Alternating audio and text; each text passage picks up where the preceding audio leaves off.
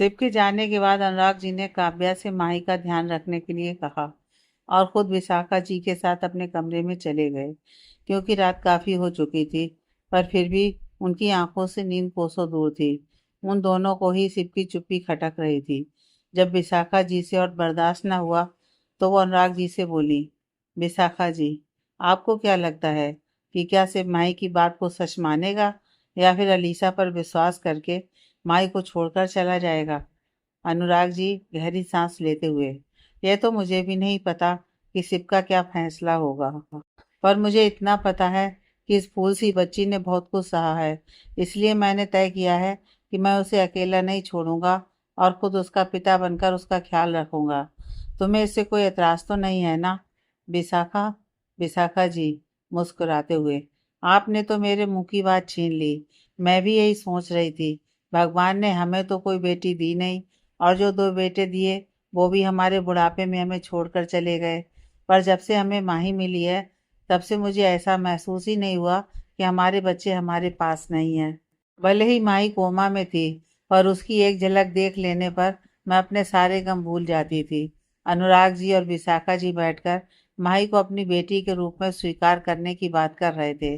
वहीं दूसरी तरफ सिर्फ सच जानने के बाद बुरी तरह से बिखर चुका था, क्योंकि माही ने जिस पर यह इल्ज़ाम लगाया था वो कोई और नहीं बल्कि शिव की बचपन की दोस्त थी, जिस पर सिर्फ आंख मूंद कर भरोसा करता था।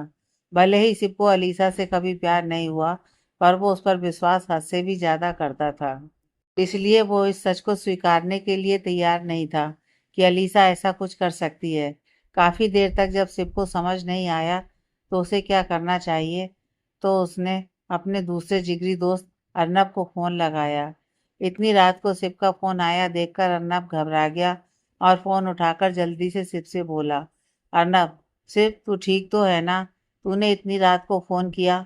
अर्नब रुआंसी आवाज़ में, कुछ ठीक नहीं है अर्नब। अर्नब बेचैनी से, क्या हुआ शिव? तू रो क्यों रहा है? क्या तुझे वो डील नहीं मिली? अगर ऐसा है तो पागल, इसमें रोने की क्या बात है? बिजनेस में तो ये सब चलता ही रहता है। शिव, ये बात नहीं है अर्नब। अर्नब, तो और क्या बात है?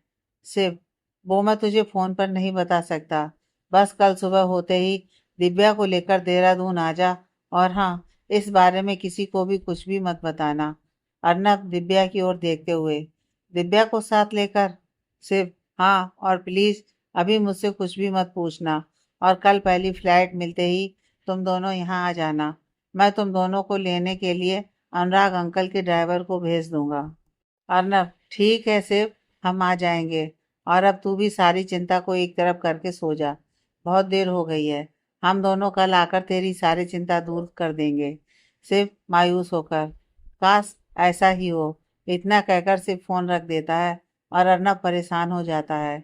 अर्नब को परेशान देखकर उसके साथ बैठी दिव्या उससे पूछती है, दिव्या, क्या हुआ अर्नब? शिव ने इतनी रात को फोन क्यों किया था, और उसने हमें कहाँ आने के लिए कहा है? अर्नब, पता नहीं दीबू, शिव ने कुछ बताया नहीं। बस इतना बोला है कि कल तुम दोनों देहरादून आ जाओ, और इस बारे में किसी को कुछ पता नहीं चलना चाहिए। दिव्या थोड़ी नाराजगी से, मैंने बोला था ना कि शिव को अकेले देहरादून मत जाने दो, पर कोई मेरी सुनता ही कहाँ है। वहां जाकर उसका अतीत फिर से उसके सामने आकर खड़ा हो गया होगा, और इसलिए वो परेशान है। मैं खुद चाहती हूँ कि सिर्फ देहरादून जाकर माही को ढूंढे और माही के सच जाने, पर मैं ये नहीं चाहती कि वो ऐसे घुट घुट कर जिए। अर्नब, दिव्या, तुम्हें अभी भी यही लगता है कि माही ने शिव से झूठ बोला है? अरे मैं कितनी बार तुम्हें समझाऊं कि माही ने शिव और तुम्हारी सबके सामने कैसे बेइज्जती की है, और तुम हो कि आज तक माही को सही समझती हो। जिस दिन से माही ने यह सब किया है और जिस दिन से हमारी शादी हुई है, मैं हर रोज़ तुम्हें यह बात समझा समझा कर तंग आ चुका हूँ। दिव्या, और मैंने भी तुमसे कितनी बार कहा है कि जिस दिन तुम्हारे सामने सच्चाई आएगी, तुम्हें मेरी बात पर विश्वास हो जाएगा। जब माही ने मुझे इतना कुछ बोला था तो मुझे भी बहुत गुस्सा आया था, पर जब मेरा गुस्सा शांत हुआ तो मैं माही से बात करने उसके मामा मामी के घर गई थी। पर वहां से मुझे पता चला कि वो लोग तो उस दिन के बाद घर ही नहीं आए। तब मुझे एहसास हुआ कि माई ने यह सब किसी मजबूरी में किया था, पर तुम तो मेरी बात ही नहीं मानते। अर्नब, अच्छा, और जो मैं उस दिन से कह रहा हूँ कि जिसकी भांजी ने सबके सामने उसकी बेइज्जती करवा दी हो, वो भला उस जगह कैसे रह सकते हैं? उसका क्या? दिव्या उसके आगे हाथ जोड़ते हुए, बस अब आधी रात को मुझसे और बहस नहीं होती। तुम कल सुबह की देहरादून की फ्लाइट की टिकट बुक कर लो और मैं थोड़ी बहुत पैकिंग कर लेती हूँ, क्योंकि पता नहीं सिम ने हमें क्यों बुलाया है और कितने दिन वहाँ रहना पड़े। अर्नब हामी से रिलाकर टिकट बुक करने लग जाता है। किस्मत से उसे सुबह की ही फ्लाइट मिल जाती है। दिव्या भी जल्दी से एक दो दिन वहाँ रहने जितनी पैकिंग कर लेती है और फिर वो दोनों सो जाते हैं। अगले दिन वो दोनों देहरादून चले जाते हैं। एयरपोर्ट पर अनुराग जी का ड्राइवर पहले से ही उनका इंतजार कर रहा था। वो उन दोनों को अनुराग जी के बंगले पर ले जाता है। शिव ने महेश को उनके लाने के लिए कह दिया था, पर शिव अभी तक कमरे में ही बंद था। अनुराग जी और विशाखा जी को इस बारे में कुछ नहीं पता था। इसलिए जब अर्नब और दिव्या वहां पहुंचे तो वो दोनों असमंजस से उन दोनों को देखने लगे, क्योंकि अनुराग जी और विशाखा जी ने उन दोनों को पहली बार देखा था। अर्नब और दिव्या उनके हाव भाव देखकर समझ गए थे कि वो उन्हें पहचानने की कोशिश कर रहे हैं। इसलिए अर्नब ने खुद ही उन्हें जवाब देते हुए कहा, अर्नब जी, मैं अर्नब और ये मेरी पत्नी दिव्या है। हम दोनों शिव के दोस्त हैं और उसने ही कल हमें फ़ोन करके यहाँ बुलाया है। अनुराग जी उनका स्वागत करते हुए, ओह माफ़ करना बेटा, हम आप दोनों को जानते नहीं थे, तो बस पहचान नहीं पाए। अर्नब मुस्कुराते हुए, कोई बात नहीं अंकल। अच्छा अंकल, शिव कहाँ है? हमें उससे मिलना था। अनुराग जी, वो अपने कमरे में है। आओ मैं तुम दोनों को ले चलता हूँ। अर्नब और दिव्या हामी से रिलाकर अनुराग जी के साथ चले जाते हैं। अनुराग जी रमा से कहकर उनका सामान दूसरे कमरे में रखवा देते हैं। अनुराग जी और अर्नब आगे आगे चल रहे थे और दिव्या उनके पीछे पीछे जा रही थी कि अचानक उसकी नज़र कमरे में बैठी माही पर पड़ी। जैसे ही दिव्या ने माही को देखा, उसके कदम वहीं टिटक गए और उसके मुंह से एक ही शब्द निकला, माही। जब अर्नब ने यह शब्द सुना तो वो खुद को रोक नहीं पाया और दिव्या की तरफ मुड़ते हुए गुस्से से बोला, अर्नब, दिव्या, मैंने तुम्हें कितनी बार बोला है कि इस नाम को अपने जहन से निकाल दो। अर्नब की बात का दिव्या पर कोई असर नहीं होता है, क्योंकि उसका पूरा ध्यान माही पर था। दिव्या खुद को और रोक नहीं पाई और भागती हुई माही के पास गई और माही की ऐसी हालत देखकर दिव्या स्तब्ध रह जाती है और उसकी आंखों से आंसू छलक पड़ते हैं।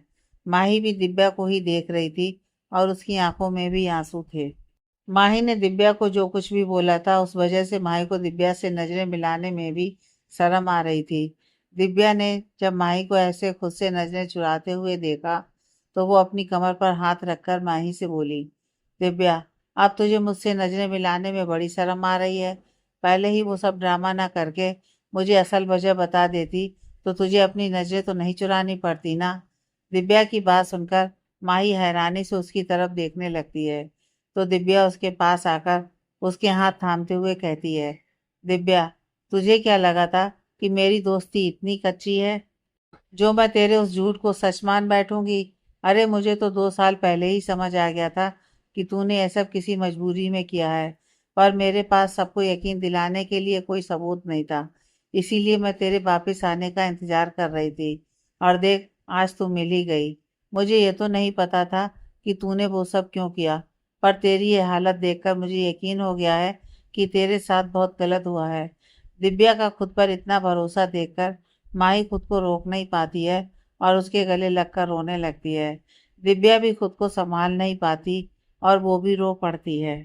अनुराग जी और अर्नब दरवाजे पर खड़े थे, सब देख रहे थे और इन दोनों सहेलियों का इतना प्यार देखकर अनुराग जी की भी आंखें छलक पड़ी।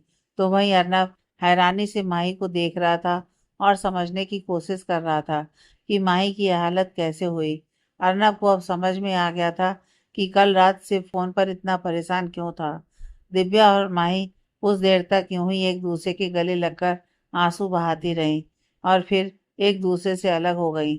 दिव्या से अलग होने के बाद अब माही ने उसे ध्यान से देखा।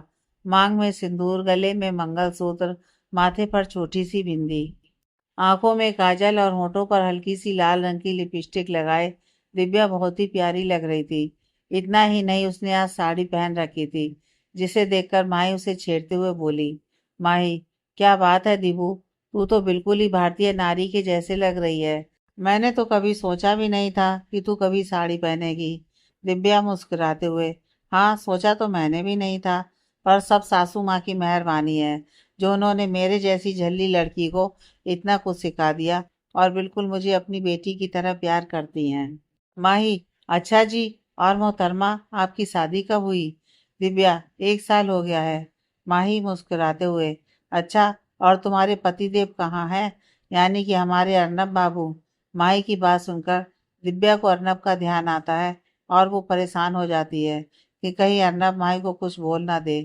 दिव्या अभी ये सोच ही रही थी कि माही की नज़र दरवाजे पर खड़े अर्नब पर पड़ी, तो वो मुस्कुराते हुए बोली, माही, दिबू, तुम्हें बताने की जरूरत ही नहीं पड़ी, क्योंकि तुम्हारे पतिदेव तुम्हारे पीछे खुद ही खींचे चले आए।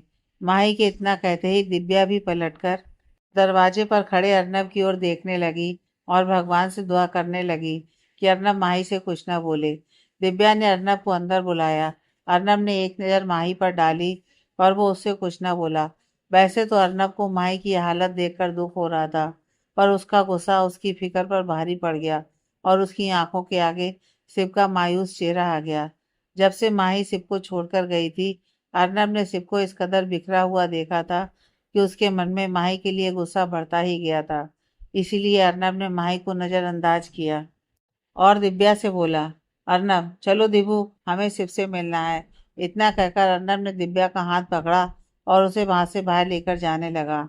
दिव्या अर्नब को रोकने की कोशिश करने लगी, पर उसने उसकी एक न सुनी।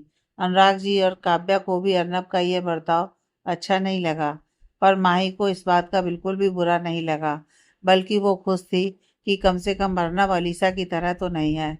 अर्नब दिव्या को लेकर वहां से शिव के कमरे की तरफ चला गया। अभी तक शिव के कमरे का दरवाजा अंदर से बंद था, तो अर्नब को शिव की चिंता होने लगी और इसीलिए उसने गुस्से में दिव्या से कहा, अर्नब, तुम्हें हमेशा वो माही ही सही लगती है ना? देखो, उसकी वजह से मेरा दोस्त कितना दुख झेल रहा है। दिव्या, अर्नब, ये तुम क्या कह रहे हो? तुमने माई की हालत नहीं देखी क्या? अरे जो खुद इतनी बुरी हालत में है, वो किसी और को क्या दुख देगी? अनुराग जी बीच में बोलते हुए, माफ करना, मुझे बीच में बोलना तो नहीं चाहिए, पर बोल रहा हूँ। दिव्या बिल्कुल ठीक कह रही है अर्नब, तुम्हें माई को कोसने से पहले शिव से मिलकर पूरा सच जान लेना चाहिए, ताकि तुम्हें पता चल सके कि शिव को आज तक जो भी दुख मिले हैं, उनकी असल वजह कौन है। इतना कहकर अनुराग जी वहां से चले जाते हैं और अर्नब दिव्या हैरानी से उन्हें देखते रहते हैं। जब अनुराग जी उनकी आंखों से ओझल हो जाते हैं, तो अर्नब शिव के कमरे का दरवाजा खटखटाते हुए कहने लगता है, अर्नब, शिव, शिव दरवाजा खोलो, देख मैं और दिव्या आ गए हैं। अर्नब की आवाज़ सुनकर शिव जल्दी से दरवाजा खोलता है और अर्नब के गले से लिपटकर रोने लगता है। शिव की ऐसी हालत देखकर अर्नब और दिव्या को बहुत तकलीफ होती है।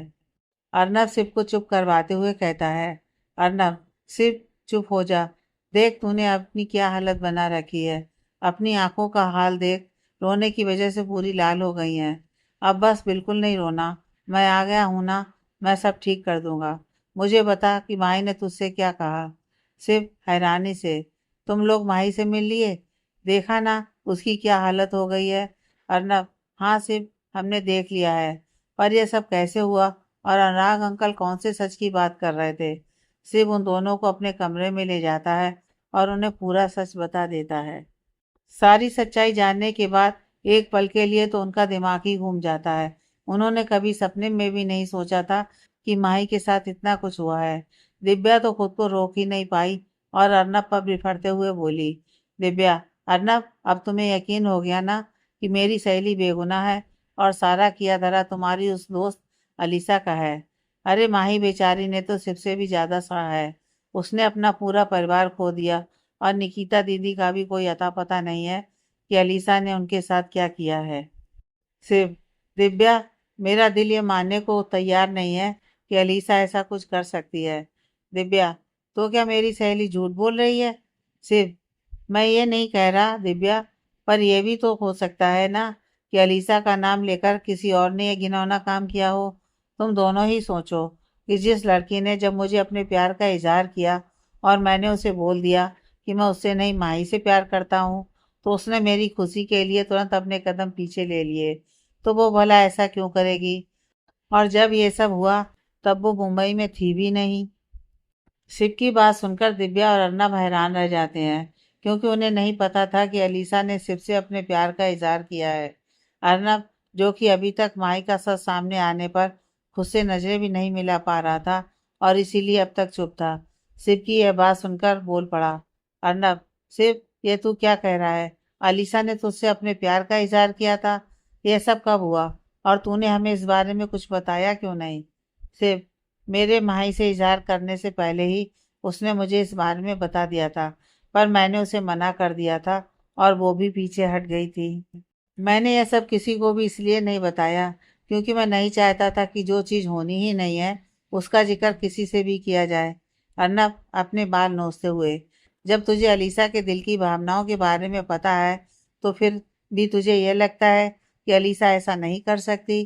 तुझे पता है ना कि अलीसा बचपन से कितनी जिद्दी है। उसे जो कुछ चाहिए वो उसे हासिल करके ही रहती है। तो तूने ये सोच भी कैसे लिया कि वो तुझे इतनी आसानी से खुद से दूर होने देगी? अर्नब की बात सुनकर शिव को भी एहसास होता है कि उसने इतनी बड़ी बात को अपने जहन से कैसे निकाल दिया। उसने खुद बचपन से देखा है कि अलीसा कितनी जिद्दी है और वो कुछ भी कर सकती है, पर अभी भी शिव के मन में एक प्रश्न था जिसके बारे में उसने अर्नब से कहा। शिव, पर वो तो उस दिन सुबह ही कनाडा के लिए निकल गई थी, तो वो शाम को मुंबई में कैसे हो सकती है? अर्नब, क्या तुम उसे एयरपोर्ट छोड़ने गए थे? शिव, नहीं। अर्नब, तो बस फिर हमारे पास ऐसा कोई सबूत नहीं है जिसके बल पर हम कह सकें कि अलीसा सुबह ही कनाडा के लिए निकल गई थी। अगर अभी भी तुझे यकीन नहीं है तो एक काम कर, एयरलाइंस में हमारा दोस्त है ना मुकुल, उसे फ़ोन कर और पता कर कि अलीसा ने उस दिन कितने बजे कनाडा के लिए चेक इन किया था। सिर्फ जल्दी से मुकुल को फ़ोन करता है और उससे अलीसा के कनाडा जाने की जानकारी मांगता है। मुकुल उससे कुछ देर का समय मांगता है और थोड़ी देर में जानकारी इकट्ठी करके शिव को फ़ोन करके सारी जानकारी दे देता है। सारी जानकारी लेने के बाद शिव अपना माथा पकड़कर वहीं बेड पर बैठ जाता है और गुस्से में कहता है, शिव, इतना बड़ा धोखा दिया है अलीसा ने हम सबको। अर्नब उसको संभालते हुए, क्या कहा मुकुल ने? सिर्फ अलीसा उस दिन सुबह नहीं बल्कि रात की फ्लाइट से कनाडा गई थी। मैं उसे छोड़ूंगा नहीं। उसने मुझे इतना बड़ा धोखा दिया है, मुझसे मेरी माई को छीन लिया। इतना ही नहीं, उसने माई से उसके परिवार को भी हमेशा के लिए दूर कर दिया। माई के हर एक आंसू और दुख का भुगतान उसे करना ही पड़ेगा। अर्नब उसे समझाते हुए, अलीसा को उसके किए की सजा मिलेगी, पर फिलहाल के लिए माई को तेरी ज़रूरत है। वो 2 साल बाद कोमा से उठी है और उसे अपना कहने के लिए उसका परिवार भी उसके पास नहीं है।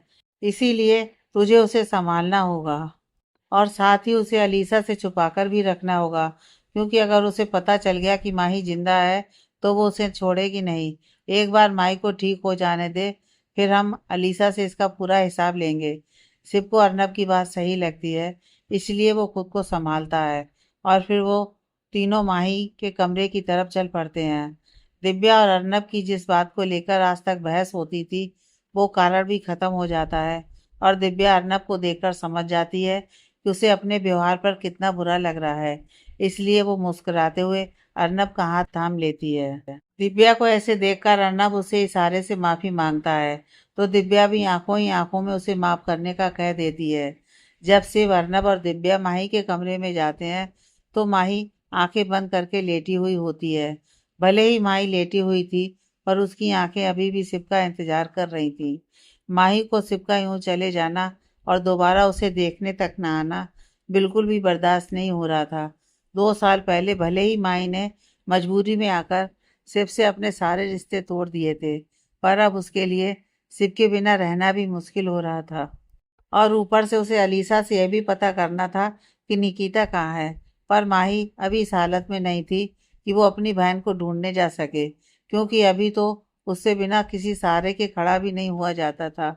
माही आंखें बंद करके भी अपने मन में उलझनों में फंसी हुई थी कि तभी उसे अपने सिर पर शिव के प्यार भरे स्पर्श का एहसास हुआ।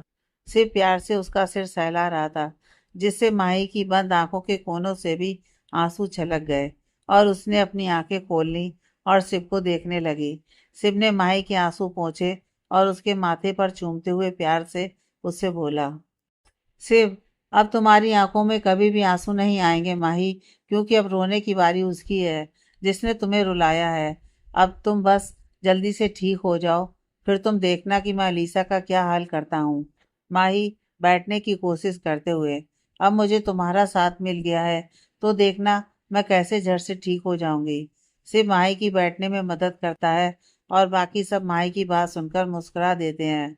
अर्नब धीरे से माही के पास आता है और अपनी नज़रें झुकाकर उससे कहता है, अर्नब, हो सके तो मुझे माफ़ कर देना माही। मैंने न जाने तुम्हारे बारे में कितना गलत सोच लिया। माही मुस्कुराते हुए, मुझे तुमसे कोई शिकवा नहीं है अर्नब, बल्कि खुशी है कि शिव को तुम जैसा दोस्त मिला है। सबके गिले शिकवे दूर हो जाने के कारण सबकी आंखों में एक अलग ही सुकून था। पर माही थोड़ी परेशान लग रही थी तो शिव ने उससे पूछा, शिव, क्या हुआ माही, तुम कुछ परेशान लग रही हो। माही मशीनों की ओर इशारा करते हुए, जब मुझे इन मशीनों में घेर कर रखोगे तो मैं परेशानी होऊंगी ना।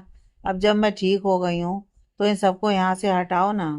माही की बात सुनकर सब हंस पड़ते हैं और सब काव्या की तरफ देखने लगते हैं।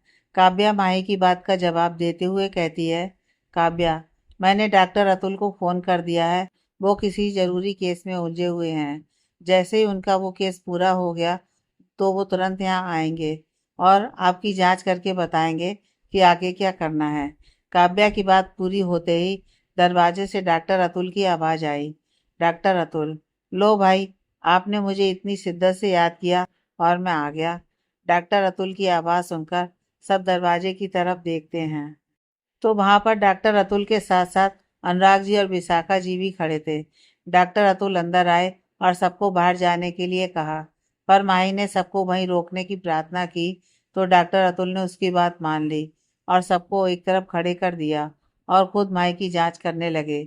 माही की जांच करने के बाद वो मुस्कुराते हुए बोले, डॉक्टर अतुल, आपकी सेहत में बहुत सुधार हुआ है मिस माही, वरना जब आप हमें मिली थी तो आपको देखकर लगता था कि जैसे आपने जीने की चाह ही खत्म कर दी है। पर आज आपको देखकर लग रहा है कि आपको आपके जीने की वजह मिल गई है। अब बस अपनी उस वजह को अपने पास ही रखना और कभी खुद से दूर मत जाने देना। डॉक्टर अतुल की बात सुनकर सब लोग मुस्कुरा देते हैं। शिव और माही भी एक दूसरे की तरफ देखकर मुस्कुरा देते हैं। इसके बाद डॉक्टर अतुल माही को उस कमरे से दूसरे कमरे में शिफ्ट करने के लिए कह देते हैं ताकि वहां से सब मशीनों को हटाया जा सके और साथ ही माही का पूरा ध्यान रखने के लिए कहते हैं, क्योंकि माही अभी बहुत कमज़ोर थी। माही का ध्यान रखने के लिए अनुराग जी काव्या को ही रख लेते हैं, क्योंकि वो ही पिछले 2 साल से माही को संभाल रही थी। इसके बाद डॉक्टर अतुल काव्या को कुछ ज़रूरी सलाह देने के बाद वहाँ से चले जाते हैं। सब लोग माही की हालत में सुधार की बात जानकर बहुत खुश थे। सबने मिलकर जल्दी से माही के लिए दूसरा कमरा अच्छे से तैयार किया और माही को अच्छा महसूस करवाने के लिए पूरे कमरे में रंग बिरंगे गुब्बारों और फूलों से सजावट की। जब कमरा अच्छे से तैयार हो गया तो सिर्फ माही को अपनी गोद में उठाकर उस कमरे में ले गया। बाकी सब भी मुस्कुराते हुए उनके पीछे पीछे चल पड़े। सब लोग उन दोनों को साथ देखकर बहुत खुश थे और मन ही मन दुआ कर रहे थे कि अब उन दोनों के प्यार को किसी की नज़र न लगे। जब माही उस कमरे में पहुंची और उसकी सजावट को देखा तो उसे बहुत खुशी हुई और उसने सबका तहे दिल से शुक्रिया अदा किया। इसके बाद सब लोग वहां बैठ गए और ढेरों बातें करने लगे। आज उस घर में मौजूद हर एक शख्स बहुत खुश था। सबको लग रहा था कि ये पल यहीं रुक जाए। माही भी खुद को खुश दिखाने की बहुत कोशिश कर रही थी, पर वो अपने परिवार वालों को बहुत याद कर रही थी। शिव ने उसकी इस उदासी को महसूस करते हुए माही से कहा, शिव, माही, मैं जानता हूँ कि तुम अपने परिवार को बहुत याद कर रही हो और मैं चाहकर भी उन्हें वापस नहीं ला सकता, पर मैं तुमसे वादा करता हूँ कि तुम्हें जिंदगी की हर खुशी दूंगा। अनुराग जी आगे आकर माई का सिर सहलाते हुए, बेटा, हमने तुम्हें जन्म तो नहीं दिया, पर जिस दिन से तुम हमें मिली हो हमने तुम्हें अपनी बेटी ही माना है। हम तुम्हारी ज़िंदगी में पूरी तरह से तो तुम्हारे परिवार की जगह नहीं ले पाएंगे, पर अगर तुम हमें अपने परिवार के सदस्य के जैसे थोड़ा सा भी प्यार दे दो तो मैं और विशाखा धन्य हो जाएंगे, क्योंकि तुम्हारे जैसी बेटी पाना तो हर माँ बाप की इच्छा होगी। माही उनका हाथ थामते हुए, ये आप कैसी बातें कर रहे हैं अंकल, आप दोनों ने ही तो मुझे नई जिंदगी दी है, वरना मैं भी शायद अपने परिवार के साथ ही। इससे पहले कि माही अपनी बात पूरी कर पाती, सिम ने उसके होठों पर उंगली रख दी और उसे ऐसी बात बोलने से रोक दिया। माही ने भी आगे इस बात को नहीं दोहराया और विशाखा जी को इशारे से अपने पास आने को कहा और फिर उसने अनुराग जी और विशाखा जी को अपने गले से लगा लिया। इसके बाद सबने पूरा दिन एक साथ हंसी खुशी गुजार दिया। अगले दिन से फिर से मीटिंग के लिए गया और कुछ समय बाद घर आकर सबको ये खुशखबरी सुना दी कि उसे ये डील मिल गई है। सब लोग बहुत खुश हुए, पर अब सिर्फ को वापस मुंबई जाना था, वरना सब तरह तरह के सवाल पूछते। सिर्फ माही को छोड़कर नहीं जाना चाहता था, पर वो अभी माही को अपने साथ लेकर भी नहीं जा सकता था। वापिस जाने से पहले सिर्फ माही से मिलने आया। तब काव्या उठकर कमरे से बाहर चली गई। अब कमरे में सिर्फ शिव और माही थे। कुछ देर तक दोनों में गहरी खामोशी पसरी रही। फिर माही ने ही इस खामोशी को भंग करते हुए शिव से कहा, माही, क्या हुआ शिव? जाने से पहले भी इतना चुप रहोगे? शिव आंखों में आंसू लिए, माही, मेरा बिल्कुल भी मन नहीं है तुम्हें अकेले छोड़कर जाने का। इस समय तुम्हें मेरी सबसे ज्यादा जरूरत है और मैं भी तुम्हारे साथ ही रहना चाहता हूँ। माही भी शिव के जाने की बात से दुखी थी, पर उसने खुद के दिल को मजबूत कर रखा था, क्योंकि उसे पता था कि अगर वो शिव के सामने बिखर गई तो शिव के लिए वापस जाना और भी मुश्किल हो जाएगा। इसीलिए उसने शिव को समझाते हुए कहा, माही, शिव, हम तो हमेशा से एक दूसरे के दिल में रहते आए हैं और इसीलिए हम शरीर से भले ही एक दूसरे से दूर हों, पर हमारे मन हमें कभी एक दूसरे से दूर नहीं होने देते। और तुम चिंता मत करो, यहाँ अंकल आंटी और काव्या है मेरा ध्यान रखने के लिए। इस समय तुम्हारा जाना जरूरी है, ताकि फिर हम हमेशा के लिए एक हो सकें, और वो भी बिना किसी रुकावट के। सिर्फ हाँ, मैं तुमसे वादा करता हूँ कि हम बहुत जल्द एक होंगे। फिर उसे एक तोहफा देते हुए, यह तुम्हारे लिए एक छोटा सा तोहफा है। माई खुश होते हुए, क्या है इसमें? सिर्फ मुस्कुराते हुए, खुद ही खोल कर देख लो। माही जल्दी से उस तोहफे को खोलती है तो उसमें मोबाइल होता है, जिसे देखकर माही और भी ज्यादा खुश हो जाती है और शिव से कहती है, माही, तुम्हारा बहुत बहुत शुक्रिया शिव। इस समय इससे ज्यादा अनमोल तोहफा मेरे लिए कोई नहीं हो सकता था, क्योंकि इस समय एक यही साधन है जिसके माध्यम से हम एक दूसरे के संपर्क में रहेंगे। शिव माही को इतना खुश देखकर खुद भी खुश हो जाता है और माही को गले लगा लेता है। कुछ देर तक दोनों यूं ही एक दूसरे के गले लगे हुए एक दूसरे की धड़कनों को महसूस करते रहते हैं। जब शिव के जाने का समय होता है तो वो भारी मन से माही से अलग होता है और माही के माथे को चूमकर जल्दी से बाहर की तरफ चला जाता है, क्योंकि उसे पता था कि अगर वो अब एक बार भी माही को देखेगा तो वो वापस नहीं जा पाएगा। शिव के जाने के बाद माही खुद को रोक नहीं पाती और उसकी आंखों से भी आंसू छलक जाते हैं। शिव के एयरपोर्ट के लिए निकल जाने के बाद दिव्या माही के पास आती है और उसके साथ समय बिताती है, ताकि माही को अकेलापन महसूस ना हो। अगले दिन अर्नब और दिव्या भी मुंबई के लिए वापस चले जाते हैं।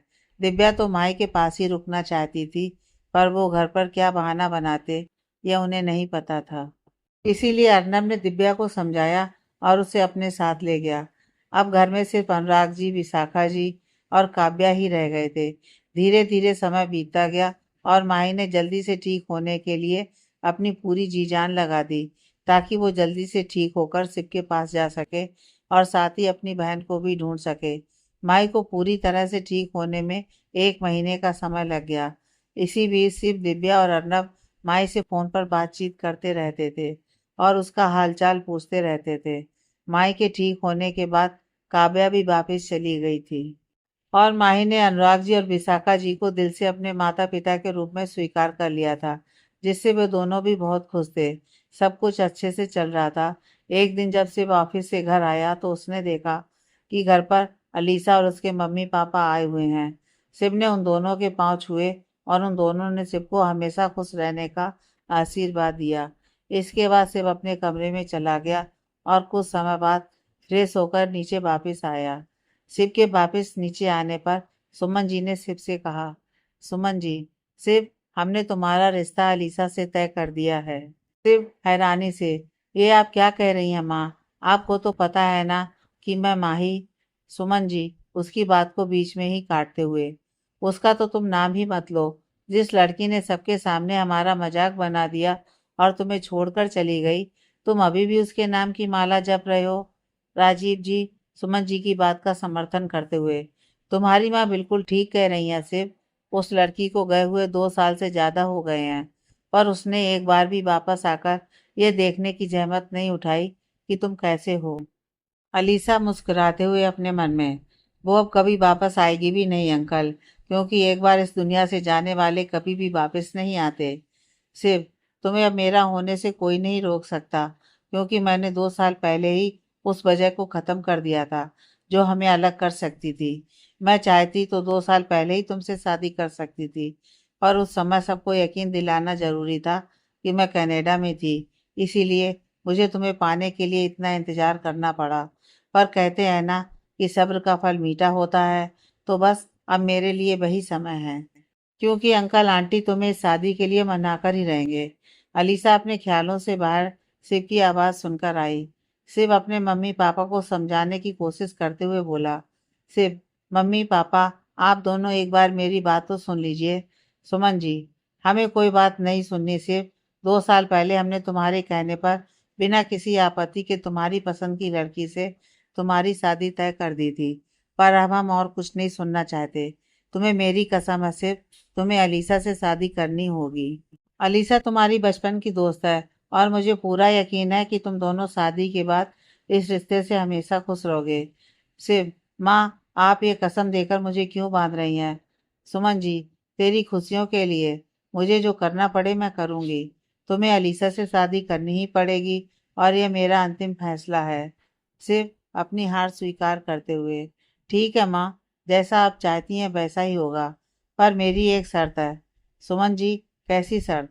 सिर्फ ये शादी कल ही होगी और मुझे कोई तामझाम नहीं चाहिए, ना ही मैं कोई और रस्में करने वाला हूँ, और शादी में सिर्फ परिवार के लोग ही शामिल होंगे। सुमन जी, ये कैसी शर्त है? अरे पहले पंडित जी से मुहूर्त तो निकलवाना पड़ेगा ना। अलीसा बीच में ही बोलते हुए, सिर्फ जैसा चाहता है वैसा ही होगा आंटी, और इस शुभ काम के लिए सब मुहूर्त ही शुभ होते हैं, तो आप इसकी चिंता मत कीजिए। सुमन जी, अगर तुम दोनों की यही मर्जी है तो ठीक है, फिर शादी कल ही होगी। फिर राजीव जी की ओर देखते हुए, आप शादी के लिए एक हॉल बुक कर दीजिए। राजीव जी हाँ में सिर हिला देते हैं। शिव उठकर अपने कमरे में चला जाता है। आज अलीसा बहुत ज़्यादा खुश थी, क्योंकि उसका शिव कल हमेशा के लिए उसका होने वाला था। सब लोग एक दूसरे को बधाई देते हैं और फिर अलीसा के परिवार वाले अपने घर चले जाते हैं। सब लोग शादी की तैयारियों में लग जाते हैं, क्योंकि समय बहुत कम बचा था। अगले दिन सुबह शिव और अलीसा की शादी थी, जिसमें सिर्फ परिवार के लोग ही शामिल हुए थे। परिवार के सदस्यों के अलावा इसमें अर्नब और दिव्या भी आए हुए थे, और मेहमानों के नाम पर अलीसा के घर वालों ने कुछ करीबी दोस्तों को बुला लिया था। भले ही शिव ने इसके लिए मना किया था, पर फिर भी अलीसा के पापा के कुछ खास दोस्त थे जिन्हें उन्होंने बुलाया था। शादी बहुत साधारण तरीके से होनी तय हुई थी, तो सिर्फ अपने परिवार के सदस्यों के साथ गाड़ी में ही बारात लेकर आया था। अलीसा के परिवार वालों ने उनका स्वागत किया और उन्हें आदर के साथ हाल में अंदर ले गए और शिव को ले जाकर मंडप में बिठा दिया गया। शादी की रस्में शुरू हो गई थी, तो सब लोग हॉल में बैठकर सभी रस्मों का आनंद ले रहे थे, और अलीसा अपने कमरे में दुल्हन का लिबास पहने बैठी खुद को आईने में निहारते हुए खुश हुए जा रही थी, और मुस्कुराते हुए खुद से ही कह रही थी, अलीसा, आज तो जब से मुझे ऐसे तैयार हुआ देखेगा तो पक्का उसे मुझसे प्यार हो जाएगा, और उसके जहन से उस माई का ख्याल हमेशा के लिए निकल जाएगा। फिर आसमान की ओर देखते हुए, देखा माई, मैंने कहा था ना कि सिर्फ मेरा होकर ही रहेगा। तुम भी ऊपर से देख लो कि तुम हार गई हो, क्योंकि तुम्हारे प्यार और तुम्हारे सिर को आज मेरा होने से कोई नहीं रोक सकता। अलीसा के इतना कहते ही अचानक उसके कमरे की लाइट जलने और बंद होने लगी। लाइट के ऐसे बार बार चलने और बंद होने से अलीसा खुद से कहने लगी, अलीसा, ये कमरे की लाइट को अचानक क्या हो गया? अभी मम्मी पापा को फोन करके बुलाती हूँ। इतना कहकर अलीसा अपना मोबाइल उठाने लगती है कि तभी उसकी नज़र आईने पर जाती है, और उसे अपने पीछे दुल्हन के लिबास में खड़ी हुई माही दिखाई देती है, जो गुस्से में उसे ही घूर रही थी। माही को देखकर अलीसा हैरान रह जाती है और हड़बड़ाते हुए बड़बड़ाने लगती है। अलीसा, माही, माही यहाँ, पर ये कैसे हो सकता है? वो तो 2 साल पहले ही मर गई थी। अलीसा का ध्यान अभी भी आईने पर ही था, जिसमें से उसे गुस्से में आंख बबूला हुई माही दिखाई दे रही थी। अलीसा ने डरते हुए धीरे धीरे अपना चेहरा आईने से हटाकर पीछे की तरफ घुमाया, पर वहां माही को न देखकर वो हैरान रह गई। अलीसा ने एक बार फिर अपना चेहरा आईने की तरफ किया तो फिर से उसे माही नजर आने लगी। अलीसा ये देखकर बुरी तरह डर गई और फिर से आईने की दूसरी ओर नजर घुमा दी, पर जब भी अलीसा अपने पीछे देखती तो उसे माही वहां नजर नहीं आती, और जब वो आईने में देखती तो उसे माही नजर आने लगती। यह सब देखकर अलीसा का सिर चकराने लगा, पर वो इसको मानने के लिए तैयार नहीं थी। इसलिए उसने खुद से कहा, अलीसा, अलीसा, ये सब तेरा वहम है। अभी तूने माही का नाम लिया था तो बस इसीलिए तुझे माही दिखाई दे रही है, जबकि सच यह है कि वो कभी वापस नहीं आ सकती। तू उस माही का ख्याल अपने दिमाग से निकाल कर सिर्फ शिव के बारे में सोच, जो हमेशा के लिए तेरा होने वाला है। पर पहले तो तू इस लाइट का इलाज करवा, जिसने इस कमरे को भूतिया बना रखा है। ये सोचते हुए अलीसा बिल्कुल सामान्य हो जाती है और अपने पापा सुभाष जी को फोन करके कमरे की लाइट ठीक करवाने के लिए कहती है। इसके बाद वो फ़ोन रख देती है और फिर से खुद को आईने में निहारने लग जाती है। अभी अलीसा को खुद को आईने में देखते हुए 1 मिनट भी पूरा नहीं हुआ था कि उसके कानों में माही की आवाज़ पड़ी। माही, अलीसा कैसी हो? अपनी खुशी में तुम मुझे बुलाना ही भूल गई, इसलिए देखो मैं खुद ही चली आई। आवाज़ सुनकर अलीसा के रेंगटे खड़े हो जाते हैं और वो घबराते हुए बोलती है, अलीसा, कौन है? सामने आओ। माही अलीसा को वैसे ही अपनी पहचान बताती है, जैसे 2 साल पहले अलीसा ने माही को फोन पर बताई थी, जब उसने निकिता का फोन उठा लिया था। माही, अरे यार, तुमने तो मेरा दिल ही तोड़ दिया, ये पूछकर कि मैं कौन हूँ। मुझे तो लगा था कि हम 3 साल साथ में पढ़े हैं, तो तुम मेरी आवाज़ से ही मुझे पहचान जाओगी, पर तुम तो, चलो मैं खुद ही बता देती हूँ कि मैं कौन हूँ। अरे भाई, मैं माही, अब पहचाना? यह बोलकर माही जोर जोर से हंसने लग जाती है। उसकी हंसी इतनी डरावनी थी कि अलीसा बुरी तरह से डर जाती है और अपनी जगह से खड़ी हो जाती है और डरते हुए कहती है, अलीसा, ये कैसे हो सकता है? माही, माही तो 2 साल पहले ही मर गई थी। माही गुस्से में, हाँ मर गई थी माही, 2 साल पहले, पर अब तुमसे तुम्हारे कर्मों का हिसाब करने मैं फिर से लौट आई हूँ। जिस तरह तुमने मुझे और मेरे परिवार वालों को मार डाला, आज वैसे ही मैं तुम्हारी भी जान ले लूंगी। तुमने बड़े गुरूर से कहा था ना कि शिव को तुमसे कोई नहीं छीन सकता, पर आज तुम्हारा वो गुरूर भी टूट जाएगा। माई के इतना बोलते ही उस कमरे की लाइट, जो अब तक चल और बंद हो रही थी, अब एकदम से बंद हो जाती हैं, जिससे कमरे में पूरी तरह अंधेरा छा जाता है। कमरे में अंधेरा होते ही अलीसा के पूरे शरीर पर पसीने की बूंदें आ जाती हैं। अलीसा को बिल्कुल भी समझ में नहीं आ रहा था कि ये सब क्या हो रहा है, कि इतने में ही उसे किसी की पायल की आवाज़ सुनाई देने लगी, जो उसके करीब ही आ रही थी। पायल की आवाज़ अपने करीब आते हुए महसूस करके अलीसा की तो जैसे जान ही हलक में आ गई। उसे इस समय कुछ नहीं सूझ रहा था, बस उसे इतना पता था कि वो अभी मरना नहीं चाहती। इसीलिए उसने अपनी जान बचाने के लिए वहां से भागने की सोची और वो जल्दी से कमरे के दरवाजे से होते हुए नीचे की तरफ भागने लगी, जहाँ शादी होनी थी। अलीसा को ऐसे डरकर भागते हुए नीचे आते देख सब हैरानी से उसे देखने लगे। अलीसा के मम्मी पापा ने जल्दी से आगे आकर उसे संभाला और सुभाष जी उससे पूछने लगे, सुभाष जी, क्या हुआ अलीसा?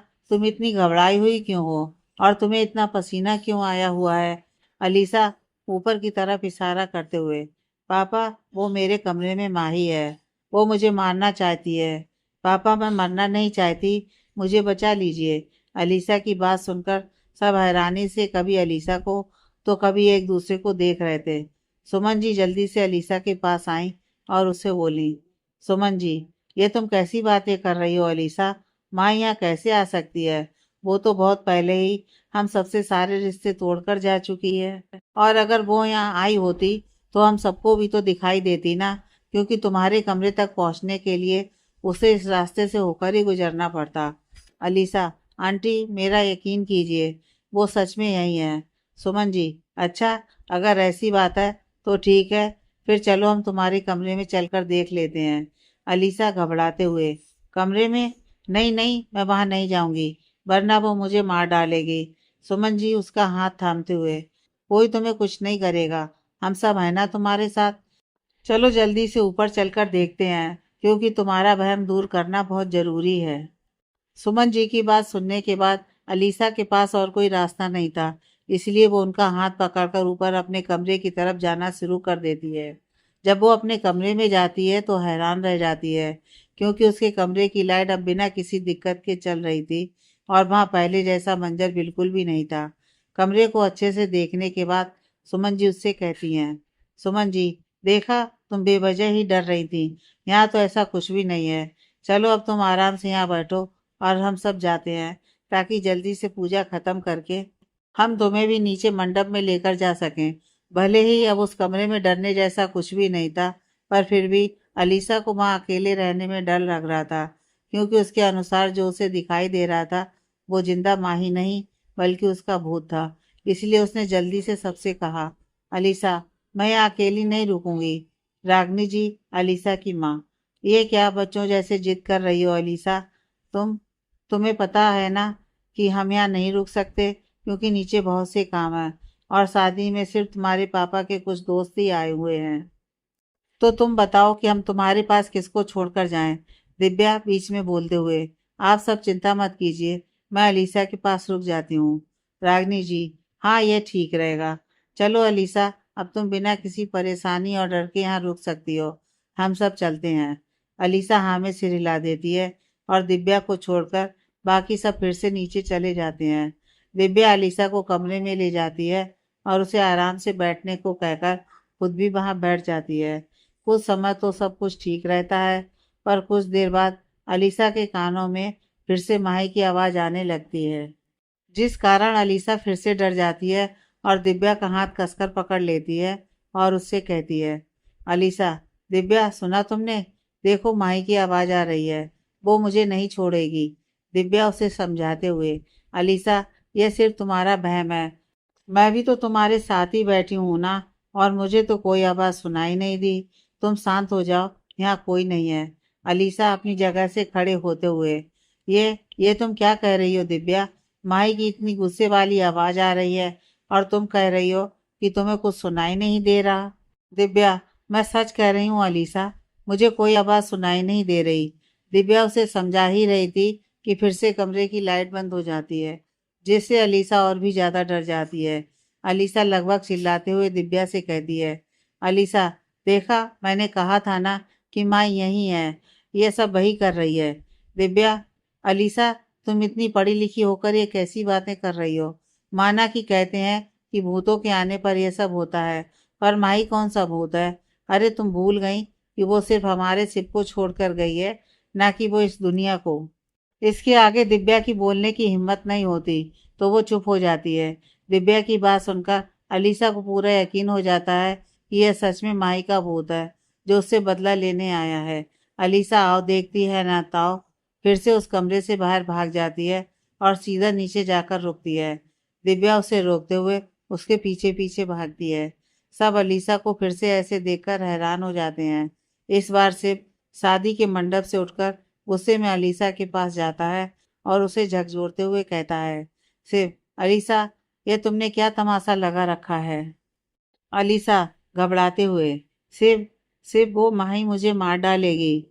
सिर्फ सिर्फ झल्लाते हुए, क्या कब से लगा रखा है कि माही मुझे मार डालेगी, मार डालेगी? आखिर ऐसा क्या किया है तुमने जो वो तुम्हें मार डालेगी? अलीसा चिल्लाते हुए, क्योंकि मैंने 2 साल पहले उसे और उसके परिवार वालों को मार डाला था। माही तुमसे खुद दूर नहीं गई थी, बल्कि वो सब मैंने किया था। मेरी वजह से वो तुमसे दूर गई थी और अब वो मुझे मारकर इसका बदला लेने आई है। अलीसा इतनी ज़्यादा डरी हुई थी कि उसे बिल्कुल भी नहीं पता चला कब वो सेब और बाकी सबके सामने अपने सारे राज खोल गई थी। जब उसे सबकी घूरती हुई नजरें खुद पर महसूस हुई, तब उसे ध्यान आया कि वो क्या बोल गई है। इसीलिए वो हकलाती हुई सिप से कहने लगी, अलीसा, सिर्फ मेरा मतलब था। इससे पहले कि अलीसा आगे कुछ बोल पाती, किसी ने उसे कंधे से पकड़कर अपनी ओर घुमाया और एक जोरदार थप्पड़ उसकी गाल पर रसीद कर दिया। यह सब इतना अचानक हुआ कि अलीसा खुद को संभाल नहीं पाई और जमीन पर गिर गई। जब अलीसा ने अपना चेहरा उठाकर थप्पड़ मारने वाले इंसान को देखा तो उसकी आंखें फटी की फटी रह गईं। अलीसा के सामने दुल्हन का लिबास पहने माही खड़ी थी, जो गुस्से से उसे घूर रही थी। माही को अपने सामने खड़े देखकर अलीसा के तो जैसे होश ही उड़ गए। अलीसा को अभी भी यही लग रहा था कि वो माही का भूत है, जो सिर्फ उसे ही दिखाई दे रहा है।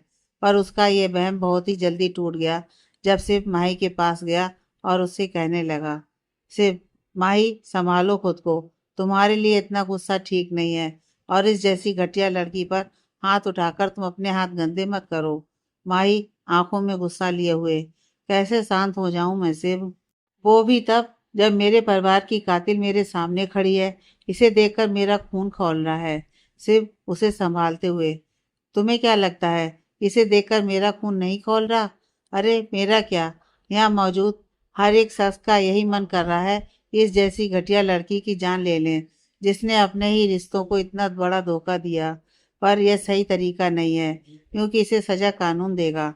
शिव की बातें सुनकर अलीसा हैरानी से उसे देखने लगती है और खुद को संभालते हुए जमीन से उठकर खड़ी हो जाती है और सबको देखते हुए कहती है, अलीसा, मतलब जो कुछ भी मेरे साथ हो रहा था वो सब आपका प्लान था? माही मरी नहीं बल्कि जिंदा है। माही गुस्से में, तुमने तो कोई कसर नहीं छोड़ी थी मुझे मारने की, पर कहते हैं ना कि जिसका राखा साइयाँ उसे मार सके ना कोई। जिस दिन तुमने मेरे और मेरे परिवार के विरुद्ध षड्यंत्र रचा था, उस दिन उस भगवान ने भी सब देखा था, और उस दिन तुम्हारी घिनौनी चाल देखकर वो भी दुखी हुआ था। इसलिए उसने मुझसे मेरी सांसें नहीं छीनी, ताकि मैं तुमसे अपने परिवार की मौत का बदला ले सकूं। अलीसा हंसते हुए, वैसे मानना पड़ेगा, प्लान तो आप सबका बहुत अच्छा था, पर अफसोस कि आप लोग मेरा कुछ बिगाड़ नहीं पाएंगे, क्योंकि आप लोगों के पास इस बात का कोई सबूत नहीं है। ये सब मैंने किया है। भूल गए आप सब? जिस दिन ये सब हुआ उस दिन मैं तो यहाँ थी ही नहीं। सिर्फ मुस्कुराते हुए, अलीसा, इंसान का बुद्धिमान होना अच्छी बात है, पर अगर किसी चीज का अभिमान हो जाए तो समझ लो कि आपके विनाश का समय आ गया है, और वही समय अभी तुम्हारे लिए आया है। अलीसा असमंजस से, मतलब? सिर्फ अपने हाथ बांधते हुए, जरा अपने चारों तरफ नजरें घुमाकर देखो कि शिव की बात सुनकर अलीसा अपने चारों तरफ नजरें घुमाती है तो उसे ध्यान आता है कि इन लोगों को तो उसने अपनी जिंदगी में कभी देखा ही नहीं है। अलीसा उन्हें पहचानने की कोशिश कर ही रही थी कि तभी शिव उससे कहता है, शिव, क्या हुआ, नहीं पहचान पाई? चलो अपने दिमाग पर ज्यादा जोर मत डालो, मैं तुम्हें बता देता हूँ कि ये सब कौन है। तो सुनो, ये वो लोग हैं जो तुम्हें फांसी के फंदे तक पहुंचाएंगे। उम्मीद है कि अब तुम समझ गई होगी कि ये कौन है। अलीसा हकलाते हुए, पुलिस? सिर्फ, हाँ पुलिस। तुम्हें क्या लगा था कि तुम इतना घिनौना काम करके बच जाओगी? अंधेर नहीं, भगवान के घर देर जरूर है। पर अलीसा को तो कुछ भी समझ में नहीं आ रहा था कि ये सब क्या हो रहा है। उसे तो लगा था कि आज उसका सपना पूरा हो जाएगा और सिर्फ हमेशा के लिए उसका हो जाएगा। उसने तो कभी सपने में भी नहीं सोचा था कि शादी के नाम पर उसके साथ इतना बड़ा खेल खेला जा रहा है, और इन सब में उसके मम्मी पापा भी मिले हुए हैं। अलीसा अपने मम्मी पापा के पास गई और आंखों में आंसू लिए हुए बोली, अलीसा, मम्मी पापा, आप दोनों ने भी मेरे साथ इतना बड़ा खेल खेला, आप दोनों भी इन सब के साथ मिल गए। रागनी जी उसे एक जोरदार थप्पड़ लगाते हुए, आज के बाद हमारा तुमसे कोई रिश्ता नहीं है। हम कभी सपने में भी नहीं सोच सकते थे कि तू ऐसा कुछ करेगी। मुझे तो तुझे अपनी बेटी कहते हुए भी घिन आ रही है। सुभाष जी, रागनी जी को संभालते हुए, शायद हमारी परवरिश में ही कोई कमी रह गई रागनी, जो यह अलीसा की ओर देखते हुए ऐसे रास्ते पर चली गई। अरे जब शिव ने हमें सब सच बताया तो हमें बिल्कुल भी यकीन नहीं हुआ कि तुम ऐसा कुछ कर सकती हो, पर जब उसने माही से हमारी बात करवाई और हमने उसकी हालत देखी तो हमारी नजरें सबके सामने शर्म से झुक गईं, और इसीलिए हमने तय किया कि हम दोनों मिलकर शिव और माही का साथ देंगे। हम जानते हैं कि तुम हमारा जिगर का टुकड़ा हो, जिसके बिना रहने की हमने कभी कल्पना भी नहीं की, पर तुमने जो पाप किया है उससे तुम्हें निकालने के लिए हम खुद पाप के भागीदार नहीं बन सकते। फिर इंस्पेक्टर की ओर देखते हुए, इंस्पेक्टर साहब, आप इसे ले जा सकते हैं। सुभाष जी की बात सुनकर इंस्पेक्टर एक लेडी कांस्टेबल को इशारा करते हैं और वो अलीसा को पकड़ने लगती है। पर तभी माही उन्हें रोकते हुए अलीसा के पास आती है और उससे कहती है, माही, जाने से पहले मुझे ये बता दो कि मेरी बहन कहाँ है। और अब तुम्हारा कोई नाटक नहीं चलेगा, क्योंकि सबने तुम्हारा असली चेहरा देख लिया है। और अभी नहीं तो बाद में तुम्हें बताना ही पड़ेगा कि मेरी बहन कहाँ है। तुम्हारे लिए यही अच्छा होगा कि तुम मुझे अभी बता दो, क्योंकि अगर पुलिस ने तुमसे इस बारे में पूछताछ की तो तुम्हारे लिए मुश्किल हो जाएगी। अलीसा माही की बात सुनकर पुलिस की मार पड़ने से घबरा जाती है, क्योंकि उसे अब तक इतना तो पता चल ही गया था कि कोई भी उसे नहीं बचाएगा। इसीलिए अलीसा ने माही को सच बताने का फैसला किया और उसे सच बताने लगी। अलीसा, तुम्हारी बहन भी अब इस दुनिया में नहीं है। तुम्हें और तुम्हारे परिवार को खत्म करने के बाद मुझे सिर्फ उससे ही खतरा था, इसीलिए मैंने उसे भी मार डाला था। अलीसा की बात सुनकर माही के कदम लड़खड़ा गए। उसे तो यकीन ही नहीं हो रहा था कि उसकी बहन भी इस दुनिया में नहीं है। अब तक उसे इस बात की उम्मीद थी कि कम से कम उसकी बहन तो जिंदा है, पर आज उसकी यह उम्मीद भी टूट गई। माई वहीं जमीन पर बैठ गई और जोर जोर से रोने लगी। उसका विलाप सुनकर वहां मौजूद हर एक शख्स का कलेजा मुंह को आ रहा था, पर कोई भी माही के इस दुख का निदान नहीं कर सकता था। माही की ऐसी हालत देखकर शिव को बहुत ज्यादा गुस्सा आ गया और वो गुस्से में चिल्लाते हुए उस लेडी कांस्टेबल से बोला, शिव, ले जाइए इस अलीसा को हम सबकी नजरों से दूर, और इसे ऐसी सजा देना कि फिर कोई ऐसा घिनौना काम करने से पहले 100 बार सोचे। शिव की बात सुनकर लेडी कांस्टेबल अलीसा को अपने साथ लेकर जाने लगती है और अलीसा खुद को बचाने के लिए अपने मम्मी पापा से मिन्नतें करने लगती है। पर वो अलीसा से अपना मुंह मोड़ लेते हैं और उसकी तरफ पीट करके खड़े हो जाते हैं। लेडी कांस्टेबल अलीसा को गुस्से में खींचते हुए अपने साथ ले जाती है और उनके साथ ही सभी पुलिसकर्मी भी चले जाते हैं। अब उस हॉल में सिर्फ शिव और अलीसा के परिवार वाले अर्नब, दिव्या ही रह जाते हैं। अलीसा को ले जाने के बाद अनुराग जी और विशाखा जी भी हॉल में आ जाते हैं। माही को रोते देखकर दिव्या जल्दी से माही के पास जाती है और उसके पास घुटनों के बल बैठ जाती है और उसे चुप करवाने लगती है। माही दिव्या को गले लगा लेती है और रोते हुए उससे कहती है, माही, दिव्या, मुझे आज तक यही उम्मीद थी कि मेरी दी मुझे मिल जाएंगी, पर अलीसा ने उन्हें भी हमेशा के लिए मुझसे दूर कर दिया। वो इतना नीचे कैसे गिर गई, एक बार भी किसी के भी बारे में नहीं सोचा उसने। दिव्या उसे चुप करवाते हुए, अगर वो किसी के बारे में सोचती तो ऐसा काम कभी नहीं करती।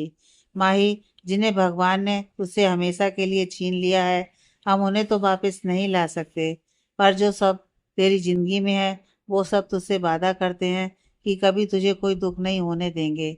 अपने चारों तरफ नजरें घुमाकर देख, तुझे इस हालत में देखकर सब कैसे दुखी हो गए हैं। दिव्या की बात सुनकर माही चारों ओर अपनी नजरें घुमाकर देखती है तो सबकी आंखों से ही आंसू छलक रहे थे। यह देखकर माही जल्दी से खुद को संभालती है और अपनी जगह पर खड़ी होकर सबसे हाथ जोड़कर कहती है, माही, मुझे माफ कर दीजिए, मेरी वजह से आप सब भी दुखी हो गए। सुमन जी आगे आकर उसके हाथ थामते हुए, माफी तो हमें तुमसे मांगनी चाहिए बेटा, हमने तुम्हें इतना गलत समझा, हो सके तो तुम हमें माफ कर देना। माही, आंटी जी, ये आप कैसी बातें कर रही हैं? अगर आपकी जगह कोई भी होता तो वो मेरे बारे में ऐसा ही सोचता। इसीलिए प्लीज आप मुझसे माफी मांगकर मुझे शर्मिंदा मत कीजिए। रागनी जी आगे आकर, माफी तो हमें मांगनी चाहिए कि हमारी बेटी की वजह से ही ये सब कुछ हुआ है। माही, आंटी जी, इसमें आपकी कोई गलती नहीं है, क्योंकि माँ बाप तो अपने बच्चे को सही गलत का अंतर ही बता सकते हैं। बाकी ये तो बच्चे पर निर्भर करता है कि वो अपनी जिंदगी में कौन सा रास्ता चुनेगा। सब बड़े आगे आकर माही से माफी मांगकर अपने गिले शिकवे दूर कर रहे थे और छोटे खड़े होकर ये सब देख रहे थे। काफी समय तक यही सब चलता रहा तो अर्नब आगे आया और सबसे बोला, अर्नब, अरे आप सब आज ऐसे ही एक दूसरे से माफी मांगते रहेंगे क्या? मुझे लगता है कि सब भूल गए हैं कि अभी सबसे जरूरी काम करना बाकी है। अरे भाई, भले ही सबने अलीसा और शिव की शादी का नाटक किया था, पर आज शिव और माई की शादी तो असल में है ना? या फिर सब भूल गए कि हमने इन दोनों की शादी का मुहूर्त करवाया था, जो कि आज का निकला था, और इसीलिए हमने अलीसा का पर्दाफाश करने के लिए आज का दिन चुना था। अर्नब की बात सुनकर सबको ध्यान आता है कि आज तो शिव और माही की शादी है, इसलिए सब जल्दी से खुद को संभालते हैं। और फिर सुमन जी शिव और माही को एक साथ खड़ा करके कहती हैं, सुमन जी, जो काम 2 साल पहले नहीं हो पाया उसे हम आज पूरा करेंगे, ताकि फिर कभी तुम दोनों को कोई भी अलग ना कर पाए। फिर पंडित जी की ओर देखते हुए, पंडित जी, आप सारे मंत्र अच्छे से पढ़ना, ताकि मेरे बच्चों की जिंदगी में अब सिर्फ खुशियां ही खुशियां आए। पंडित जी, जी जजमान, पर पहले वर और कन्या को मंडप में तो बिठाइए, शादी का मुहूर्त निकला जा रहा है। पंडित जी की बात सुनकर सुमन जी जल्दी से उन दोनों को मंडप में ले जाती हैं। इसके बाद पंडित जी मंत्रों का जाप शुरू करते हैं और शिव और माई की शादी की एक के बाद एक रस्म होती है और दोनों पूरे दिल से हर एक रस्म को निभाते हैं। कन्यादान के समय अनुराग जी और विशाखा जी आगे आते हैं और कन्यादान की रस्म करते हैं। इसके बाद शिव और माही फेरों के लिए खड़े हो जाते हैं। शिव माही का हाथ थामकर सारे फेरे पूरे करता है और बाकी सब मुस्कुराते हुए उन पर फूलों की बारिश करते हैं। फेरे पूरे होने के बाद शिव माही की मांग में सिंदूर भरता है और गले में मंगलसूत्र पहनाता है। दोनों की शादी संपन्न होते ही सब लोग तालियां बजाते हैं और एक दूसरे को बधाई देते हैं। शिव भी माही को बधाई देते हुए धीरे से कहता है, शिव, लो भाई, आज तुम सार्वजनिक रूप से भी मिसेज माही से मल्होत्रा हो गई। शिव की बात सुनकर माही मुस्कुरा देती है। इसके बाद वो दोनों बड़ों का आशीर्वाद लेते हैं और फिर शिव के परिवार वाले माही को विदा करवाकर अपने घर ले जाते हैं और पूरी विधि के साथ माही का गृह प्रवेश करवाते हैं और दोनों को भगवान का आशीर्वाद दिलाने के लिए मंदिर में ले जाते हैं। सारी रस्में पूरी होने के बाद दिव्या माही को शिव और माही के कमरे में ले जाती है। माही कमरे की सजावट देखकर उसमें ही खो जाती है। पूरे कमरे को फूलों की पंखुड़ियों और सुगंधित मोमबत्तियों से सजाया गया था। माही शिव के साथ अपने जीवन की नई शुरुआत को लेकर बहुत खुश थी। कुछ समय बाद शिव अपने कमरे में आता है और कमरे का दरवाजा बंद करके जब माही की तरफ देखता है तो वो मुस्कुराते हुए उससे कहता है, शिव, माही, तुम मुझसे इतना कब से शर्माने लगी, जो तुम इतना बड़ा घूंघट निकाल कर बैठ गई। शिव की बात का माही कोई जवाब नहीं देती, बस चुपचाप बैठी रहती है। तो शिव उसके पास जाकर उसे छेड़ते हुए कहता है, शिव, क्या बात है, तुम पर तो शादी का कुछ ज़्यादा ही असर हो गया है। तुम तो शादी होते ही शर्माना भी सीख गई। क्या यार, तुम ना वो लड़ाकू माही ही अच्छी लगती हो, ना कि ऐसे घूंघट में सिमटी हुई सी। इसलिए चलो, जल्दी से घूंघट हटाओ और मुझे अपना प्यारा सा चेहरा दिखाओ।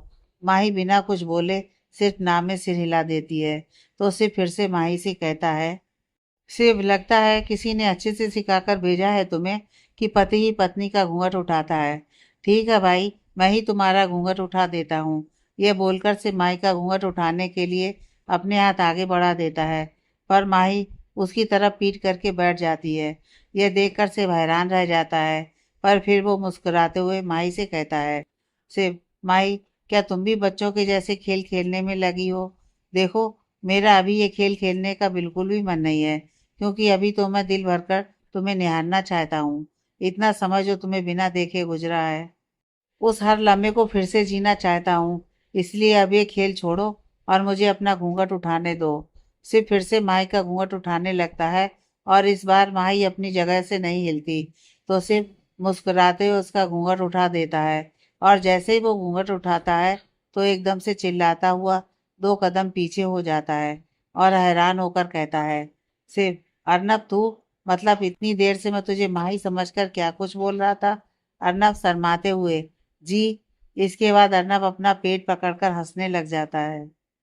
कमरे के बाथरूम में छुपी हुई दिव्या और माही भी बाहर आ जाती हैं और वो दोनों भी हंसने लग जाती हैं।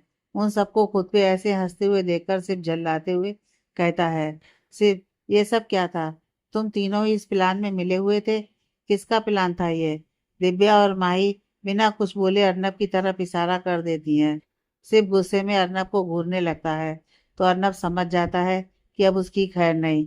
इसलिए वो शिव को देखकर एक प्यारी सी मुस्कान देता है और जल्दी से बेड से उठकर भागते हुए दिव्या से कहता है, अर्नब, दिव्यू, भागो जल्दी यहाँ से, वरना ये अपनी सुहागरात खराब करने के चक्कर में हम दोनों को छोड़ेगा नहीं। अर्नब की बात सुनकर दिव्या भी अपनी जगह से भाग पड़ती है और जल्दी से कमरे का दरवाज़ा खोलकर बाहर निकल जाती है। शिव अर्नब को पीटने के लिए उसके पीछे पीछे दौड़ता है, पर अर्नब इधर उधर भागता हुआ जल्दी से कमरे से बाहर निकल जाता है और जल्दी से सुमन जी और राजीव जी के पास भाग जाता है। शिव उसके पीछे जाने की बजाय अपने कमरे का दरवाज़ा बंद करता है और माही की तरफ घूर कर देखते हुए कहता है, शिव, वो दोनों तो भाग गए, अब तुम्हारा क्या होगा? तुम्हें भी बड़ी हंसी आ रही थी ना मुझे तंग करने में। अभी बताता हूँ मैं तुम्हें। माही घबराकर पीछे की तरफ हटते हुए, शिव, वो तो बस उन दोनों ने कहा कि छोटा सा मजाक करते हैं, तो बस इसलिए मैंने भी हाँ कह दिया। शिव उसकी तरफ कदम बढ़ाते हुए, तो फिर अब उस मजाक का इनाम देना भी तो बनता है ना? माही नहीं नहीं कहते हुए पीछे होने लगती है, पर शिव उसकी बात नहीं सुनता। तो माही कमरे में इधर उधर दौड़ने लग जाती है और शिव भी उसे पकड़ने के लिए उसके पीछे पीछे दौड़ने लगता है। दोनों छोटे बच्चों की तरह इधर उधर दौड़ते रहते हैं और कुछ समय बाद थककर दोनों ही बेड पर गिर जाते हैं। शिव माही को कमर से पकड़कर अपनी ओर खींचता है और उसकी आंखों में देखते हुए उससे कहता है, शिव, अब भागकर कहाँ जाओगी मिसेज माही सिंह मल्होत्रा? माही, एक बात बताओ, तुम मुझे इतने बड़े नाम से क्यों बुलाते हो? शिव मुस्कुराते हुए, क्योंकि इसमें हम दोनों के नाम साथ में आते हैं, और एक और वजह यह भी है कि इस तरह बोलने से मुझे बार बार ये एहसास होता है कि अब हम दोनों एक हैं। माही अपनी बड़ी बड़ी आंखों से प्यार से शिव को देखने लगती है।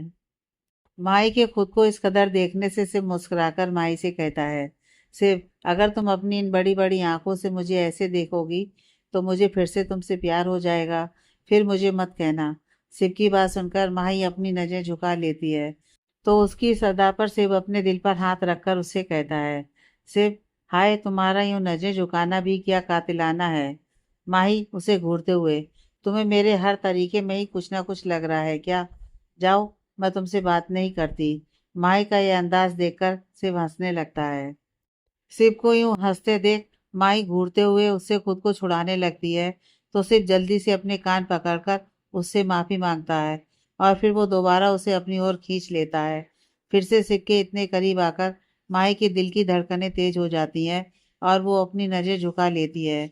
शिव माही के दिल का हाल समझ जाता है और मुस्कुराते हुए उसका माथा चूमकर उसे अपने गले लगा लेता है और दोनों एक दूसरे के प्यार के एहसास में खो जाते हैं। दी एंड।